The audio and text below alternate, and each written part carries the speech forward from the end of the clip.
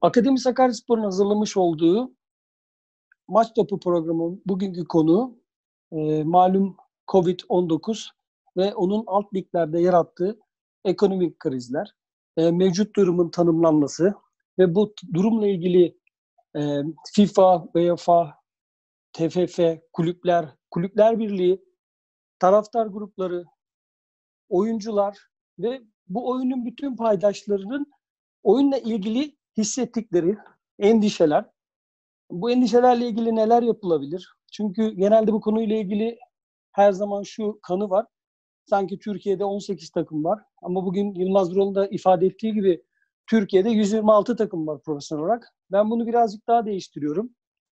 Eğer cennet annelerin ayakları altındaysa futbolda amatörlerin ve alt liglerin omuzlarındadır. Onun için hep beraber bu omuzları güçlendirmemiz gerekiyor.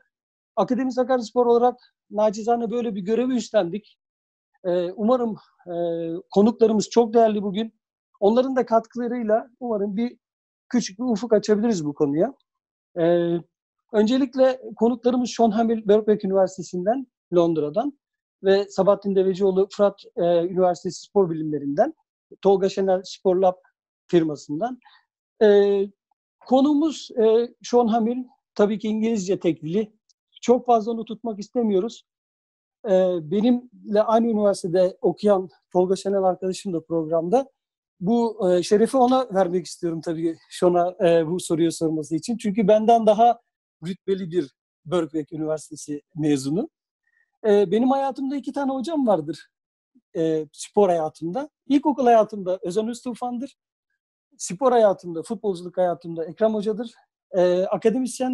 Akademik hayatımda da veya ne kadar akademisyenlik yapabildiysem şu an gerçekten çok saygı duyduğum, her zaman görüşlerine ihtiyaç duyduğumda benimle iletişimini sürekli kılmış. Bugün Akademi Sakaryaspor içinde yaptığımız çalışmaları kendisi 2000'li yılların başında İngiltere'de Sports Direct'in kurulmasında büyük görev alarak, büyük özveriyle çalışmış bir insan. Gerçekten hayranlıkla takip ediyorum ve gurur duyuyorum onunla dost olmaktan, arkadaş olmaktan. Thank you very much, Sean Hamil, coming to this program. I'm gonna give that honor to Tolga Şenel because he's more superior of your students than me. So Tolga will ask you that question. Hopefully our listeners will benefit from your speech, your input. Okay, Tolga. Hi, Sean. Thanks for accepting our invitation for this program. We will have some questions about not talking about the professional side of the game, but more focusing on the amateurs and also non-league football level. And we want to discuss about what the coronavirus pandemic may have in this category of football, where we believe is the main root of football, actually, in terms of its governance and anything that is established above that. And my question is, what's the impact of the pandemic will likely to have on non-league football in the UK, firstly, where you have the most experience, and in Europe in general? Well, first of all, I just want to thank yourself and Metan, both Birkbeck Sport Management alumni for inviting me to take part in the podcast. I mean, as you know, I've been a regular visitor to Turkey as a guest of Karahas University, Emirgune, and I don't consider myself an expert on Turkish football, but I think I have a reasonable understanding on that basis. I obviously know Metan knows the English scene as well as the Turkish scene very well from his involvement in lower league football here. I mean, I'm going to be more optimistic maybe than you might anticipate. For those watching, as well as working as an academic in the sport business area, I also for many years was involved in Supporters Direct, which promoted fan ownership of clubs in England. And that gave me an insight into the economics of lower league football, because a lot of the clubs that were taken over by fan co-ops were lower league. And I also have done a lot of work for UEFA in the education field, working with national associations. So I think it's given me a sort of a broad overview of the situation in Europe. Why am I optimistic? Because I think that there's a reason why football is a global game. It's because it's so straightforward. The rules are the same everywhere. And it is compelling for that reason. I mean, even making inroads into North America now. You know, you look at seminal events that during the First World War, there was a short break in the hostilities while the English and the German soldiers played each other on Christmas Day. You know, I think that let's not forget that there's the compelling theatre of football at all levels will not change. And I think when we come out of this, there will be a sort of a deep hunger among the sporting public to play again, but also to watch again. I think the real question is, how can that, I don't like to use the word demand necessarily because it sounds purely economic, but how can that demand be channeled in the right direction? So what would be a problem if basically the resources were channeled purely towards the elite level? That would be a disaster for the game. You know, I think that the desire for football, both at a participation and a spectator level, will come back bigger than ever. But what is important is that the grassroots gets the right attention. In that respect, I'm encouraged by the actions of both UEFA and FIFA recently in terms of releasing funds to the national associations to help maintain expenditure on grassroots football. I would also say that it's also in the interest of the elite game that happens. I mean, let's look at China. China will soon become a bigger economy than the US, and yet it cannot even qualify for the World Cup. It has a strong Super League, but it has very low level number of strong professional players. One of the reasons for that is that the participation rates in football in China are very low. And you know, if you go back to the seminal academic paper by Walter Neal, which you guys would be familiar with, you know, the peculiar economics of professional sports leagues. I mean, Neal makes the point that the evidence suggests that the higher level of participation of grassroots sport, the higher the interest in the elite sport in terms of expenditure. And in fact, that operating principle is that it underpins the UEFA Grow program, which is the grassroots development program operated by UEFA. So it's actually in the interest of the elite football in Turkey and every other European country to invest in grassroots, because that is where you develop the interest in the future. So I think I'm optimistic that people will still want to watch and play football. The big question is, will the people who are running football at the top, will they recognize that it is just as important to invest in getting grassroots football back up and running as it is on the elite? A couple of other points I would say is that, look, football is not the only area of the economy that is affected. Everybody is affected. Now, obviously, we're football people, so we have a particular interest in this. But I think there's a lot of doom and gloom around the football. Everybody, I mean, imagine if you're in the restaurant sector now. I mean, they have bigger problems than the football sector has. So everybody will have to fight in the new environment, you know, to get back on their feet. But I think that football has a lot of compelling characteristics, which if there's clear leadership and sensible leadership, and there's a recognition that for the whole system to prosper, every system must get attention, then I think, you know, football could come back stronger than ever. And again, I come back to the Chinese example.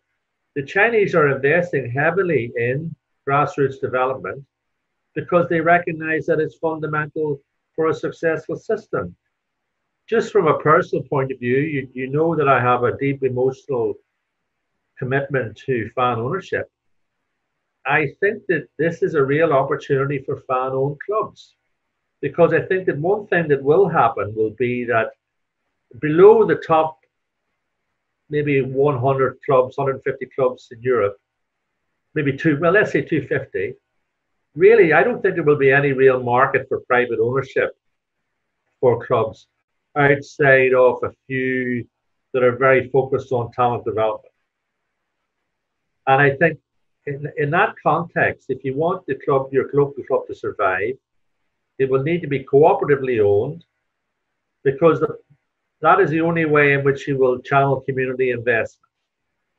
So I think that if the fan ownership movement can, focus heavily on this and provide professional advice, it could be a great opportunity. Now, just one last point. I mean, you guys know that I never use one word where 10 will do. My last comment would be about the Turkish situation. I think that even before, can I say this very respectfully? I think that even before this crisis, there were concerns in Turkey about you were not developing enough local talent. A lot of the best players were of Turkish heritage, say, coming from Germany. And I think there was already a debate within Turkey about how can you bring in more local talent. Well, you cannot bring in more local talent unless you have a well-developed system of leagues going down to level 10, 12, 15. So in order for the glory days of Turkish football at the national level to come back, which everybody wants, you have to invest in that pyramid structure.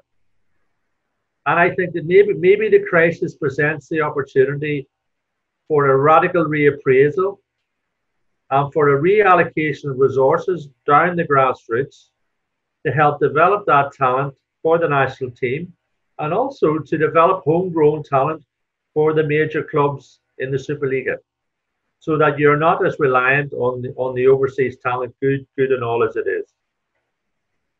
Yeah. Okay. Thank you. And do you think that this may widen the gap between top divisions and lower leagues financially? It could do. That's one of my real worries. I mean, that was already happening, and that is what the whole debate between the European Clubs Association, representing the top clubs primarily, and the European Leagues organization representing the national leagues, and UEFA, around the debate about what happens to the format of the Champions League and Europa League after 2024 for the 2024-21-27 cycle. I mean, as you'll be aware, one leaked proposal was that 24 out of the 32 places in a four divisions of 8 format would be there every year. As far as I know, I'm not, maybe Galatasaray might have been in there, I don't know. But personally, I think that was very dangerous. I mean, I can see why the big clubs want that, because it's moving towards a semi-closed league like Euro League, looking at the NBA. So it's not, the vision is not a wrong vision. It's a logical vision if you are a super club like Juventus and you want to maximize your revenues. But that is not the football world that I would want. I want clubs to rise and fall on the basis of sporting merit. Now, obviously, there has been a lot of blowback against that proposal because, my own team, Celtic, would not be one of those 24 teams at the moment, and it's a former European Cup winner. So that debate is not driven by coronavirus. I mean, that debate was already there. The big question is, will the coronavirus crisis lead to a reappraisal of the situation and an acknowledgement that actually European football is not 32 big teams? It is not 3 teams at the top of Turkish football. It is a system consisting of thousands of clubs, which allows teams to rise and fall on the basis of sporting merit. Now, I don't know how that debate is going to go. It could well be that, it'll be like EuroLeague, which is a fine competition, by the way, but that what will happen is that the big clubs will emerge stronger and they will be able to get what they want. I think that would be a major mistake, because it will, if that goes ahead, it will really, really damage national leagues. But, so the short answer is I don't know what's going to happen.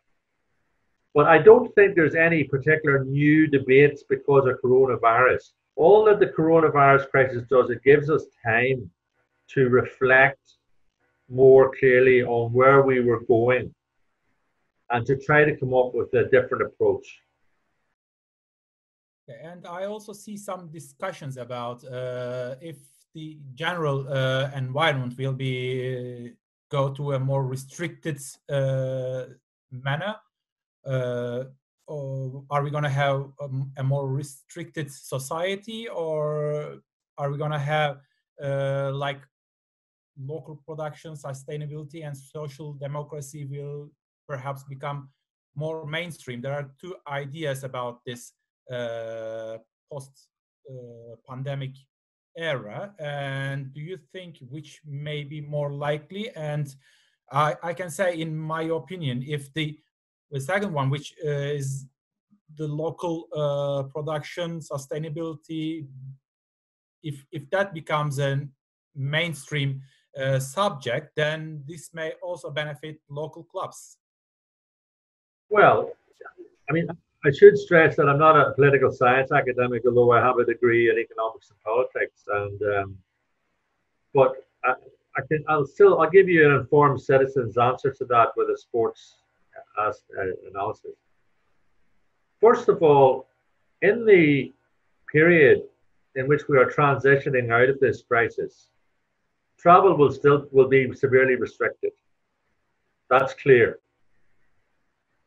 I think initially they're talking about you'll be able to move within your local areas, not right, a local region. So clearly that creates an opportunity for locally focused initiatives. And I think for a local football club, it's potentially an opportunity. In terms of the wider issues, I mean, one of the worries about this system is that, across the world, people have voluntarily sacrificed their liberty in the interest of the public good in order to protect public health. We're all doing it. The danger is that is hijacked by reactionary elements to facilitate sort of autocratic control. We don't know how it's going to pan out. I don't think it's possible to answer that question at the moment, except to say that, I'm a Democrat myself, and I think that would be dangerous for the world generally, never mind for sport. But personally, I don't think that will happen.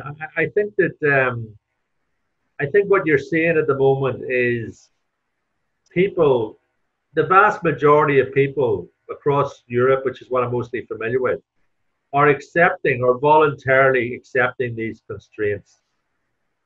And to me, that is very impressive.